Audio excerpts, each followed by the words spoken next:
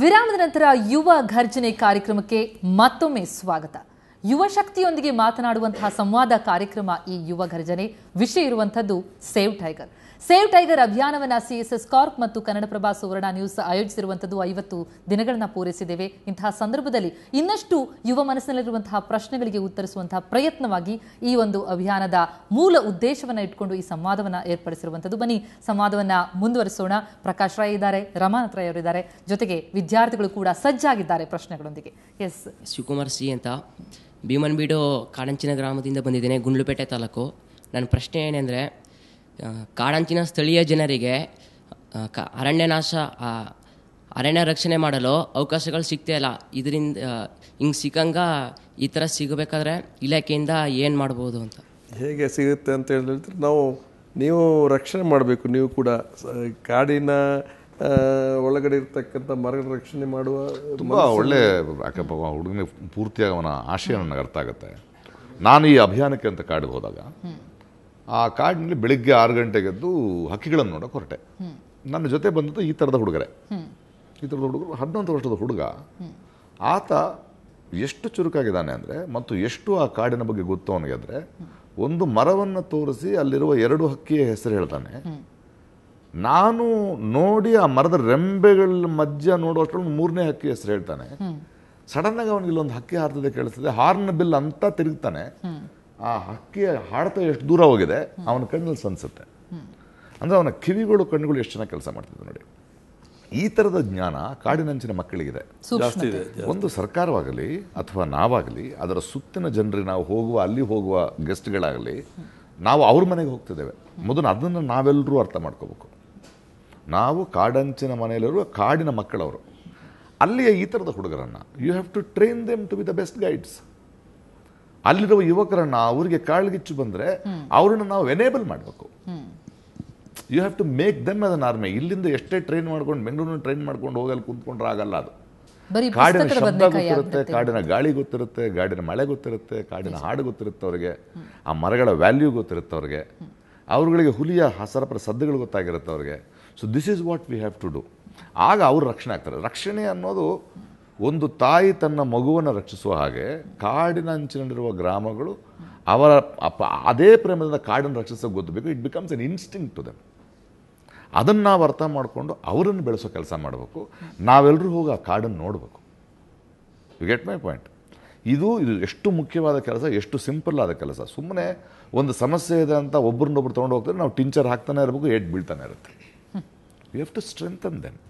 ಅದು ಆ ಮಕ್ಕಳ ಎಜುಕೇಷನ್ ಆಗಿರ್ಬೋದು, ಅಲ್ಲಿಯ ಯುವಕರಿಗೆ ಕೊಡುವಂಥ ಕಾರ್ಯಕ್ರಮಗಳಾಗಿರ್ಬೋದು, ಅಲ್ಲಿಯ ರೈತರಿಗೆ ಮಾಡ್ಬೋದು, ಅಲ್ಲಿಯ ಹೆಣ್ಮಕ್ಕಳಿಗೆ ಅಲ್ಲಿ ಒಂದೊಂದು ಡಿಸ್ಪೆನ್ಸರಿಯನ್ನು ಕಟ್ಟೋದಿರ್ಬೋದು, ಅವ್ರಿಗೊಂದು ಕ್ಲೀನ್ನೆಸ್ ಹೇಳ್ಕೊಡೋದಿರ್ಬೋದು. ಅವ್ರಿಗೆ ಫಾರ್ ಎಕ್ಸಾಂಪಲ್ ಎಷ್ಟೆಷ್ಟು ಒಳ್ಳೆ ಕಾಡಿನಲ್ಲಿ ಹೋಗಿ ಮರ ಕಡಿತಿದ್ರಿ, ಈಗ ಅಲ್ಲಿ ಸಾಕಷ್ಟು ಗ್ಯಾಸ್ ಸ್ಟವ್ ಕನೆಕ್ಷನ್ಸ್ ಬಂದ ತಕ್ಷಣ 95% ಕಮ್ಮಿ ಆಗಿದೆ. ಈ ಕಾಡಿನ ಮೇಲೆ ಒತ್ತಡ ಕಮ್ಮಿ ಆಗಿದೆ, ಬರಬಾರ್ದು ಅಂತ ಹೇಳಿ ಈ ಥರದ ಕೆಲಸಗಳನ್ನು ನಾವು ಮಾಡಬಹುದು.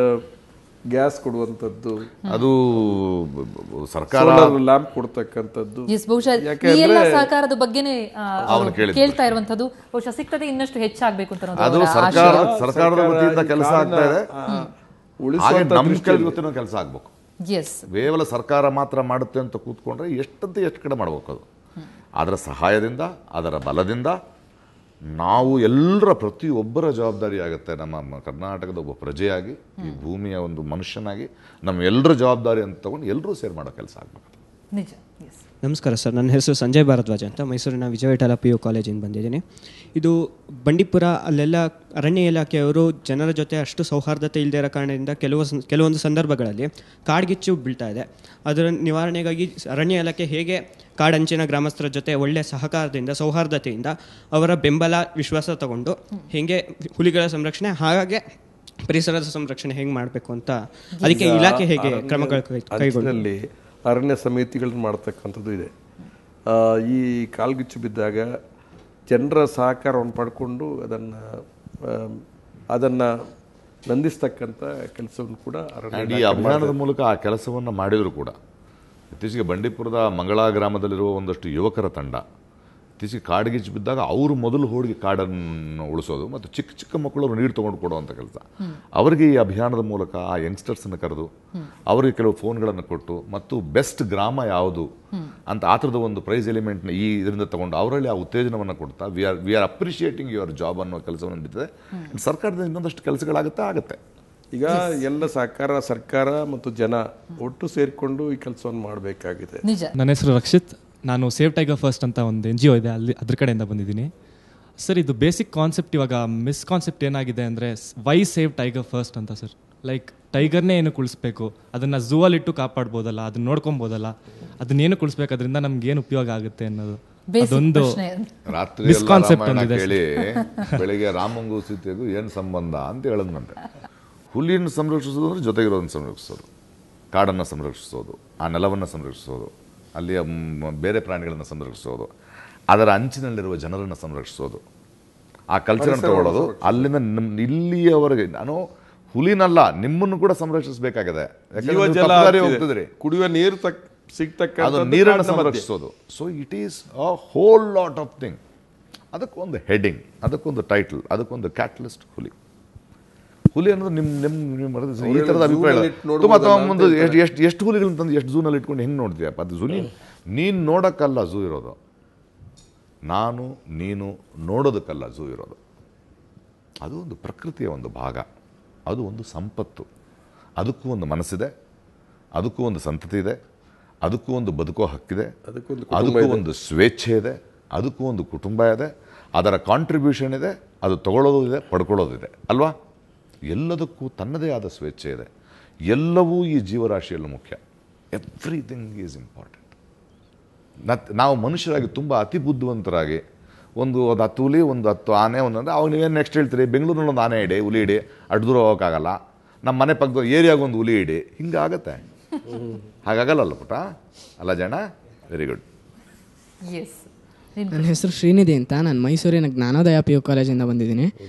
ಹುಲಿಗಳ ಸಂಖ್ಯೆ ಹೆಚ್ಚಾಗಲಿ ಅಥವಾ ಅಷ್ಟೇ ಇದ್ರೂ ಕಾಡಂಚಿನಲ್ಲಿರೋ ಜನಕ್ಕೆ ಯಾವಾಗಲೂ ಭಯ ಇದ್ದೇ ಇರುತ್ತೆ. ಅದು ಹಸು ಅಥವಾ ಕುರಿ ತಿನ್ಕೊಂಡು ಹೋಗ್ಬೋದು ಅಥವಾ ಜನರಿಗೆ ಜೀವಹಾನಿ ಆಗ್ಬೋದು ಅಂತ. ಅದಾದಾಗ ಯಾವಾಗಲೂ ಹಳ್ಳಿ ಜನಕ್ಕೆ ಮತ್ತು ಅರಣ್ಯ ಇಲಾಖೆಯವ್ರಿಗೆ ಯಾವಾಗಲೂ ಜಗಳ ಆಗ್ತಾ ಇರುತ್ತೆ.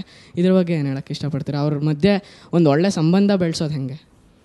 ಆ ನಿಟ್ಟಿನಲ್ಲೇ ಹುಲಿ ಅಭಿಯಾನ ಶುರುವಾಗಿದೆ. ಆ ನಿಟ್ಟಿನಲ್ಲೇ ನೀವೆಲ್ಲರೂ ಇರಬಾರ್ದು. ಮನುಷ್ಯನಿಗೆ ಮತ್ತು ಕಾಡಿನಲ್ಲಿ ಕೆಲಸ ಮಾಡ್ತಕ್ಕಂಥ ಸಿಬ್ಬಂದಿಗಳಿಗೂ ಅಪನಂಬಿಕೆಗಳು ಇರಬಾರ್ದು.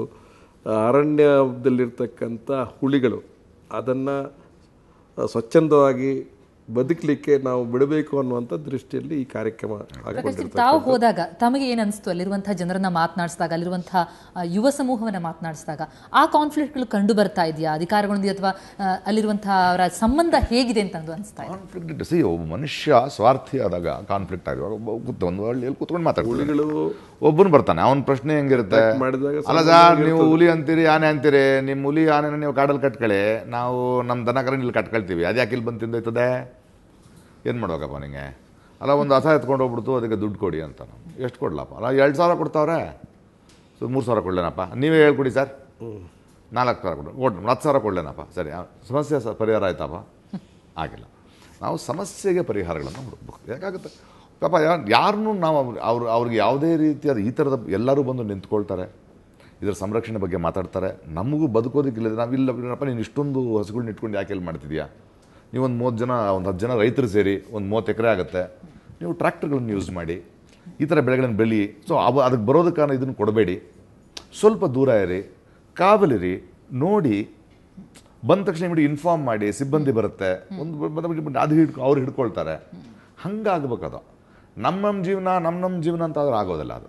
ಸೊ ಆ ನಿಟ್ಟಿನಲ್ಲಿ ಹಳ್ಳಿಯ ಜನರನ್ನು ಒಂದು ಕಡೆ ಸೇರಿಸಿದ್ರೆ ಹೌದು ಏನೋ ಕೆಲಸ ಆಗ್ತದೆ. ಅಲ್ಲಿ ಒಳ್ಳೆಯ ಅರಣ್ಯ ಸಿಬ್ಬಂದಿ ಜೊತೆ ರೈತ ಜನರ ಜೊತೆ ಅಂಥ ಹದಗೆಟ್ಟ ಸಂಬಂಧ ಇಲ್ಲ. ಈಗ ಒಳ್ಳೆ ಆಫೀಸರ್ಸ್ ಬಂದಿದ್ದಾರೆ, ಅವರು ಮತ್ತು ಜನಗೂ ಗೊತ್ತಾಗಿದೆ ಈ ಅರಣ್ಯ ಸಿಬ್ಬಂದಿ ಇಲ್ಲದೆ, ಈ ಜನರಿಲ್ಲದೆ ನಾವು ಬದುಕೋಕ್ಕಾಗಲ್ಲ ಅಂತ. So it is give and take.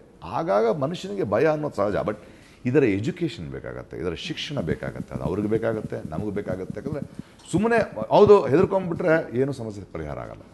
S, ಬಹುಶಃ ಅಂದ್ರೆ ಅದು ಕೈ ಸೇರಿದ್ರೆ ಯಾವುದಾದ್ರೂ ಕೆಲಸ ಯಶಸ್ವಿಯಾಗಿ ಆಗಲಿಕ್ಕೆ ಸಾಧ್ಯವಾಗುತ್ತೆ. ಹಾಗಾಗಿ ಗ್ರಾಮೀಣ ಪ್ರದೇಶದಲ್ಲಿರುವಂತಹ, ಕಾಡಿನಂಚಲಿರುವಂತಹ ಜನರು, ಜೊತೆಗೆ ಅಲ್ಲಿರುವಂತಹ ಅಧಿಕಾರಿಗಳು, ಜೊತೆಗೆ ನಗರ ಪ್ರದೇಶದಲ್ಲಿರುವಂತಹವರು ಕೂಡ ಈ ಒಂದು ಅಭಿಯಾನದಲ್ಲಿ ಕೈ ಜೋಡಿಸಿದಲ್ಲಿ ಮಾತ್ರ ನಾವು ಹುಲಿಯನ್ನ ರಕ್ಷಿಸೋದಲ್ಲ, ಅದರ ಮೂಲಕ ನಮ್ಮನ್ನ ನಾವು ರಕ್ಷಿಸಿಕೊಳ್ಳಲಿಕ್ಕೆ ಸಾಧ್ಯವಾಗ್ತದೆ. ಇದ್ರ ಬಗ್ಗೆ ಸಂವಾದ ಮುಂದುವರಿಯುತ್ತೆ ಒಂದು ಪುಟ್ಟ ವಿರಾಮದ ನಂತರ.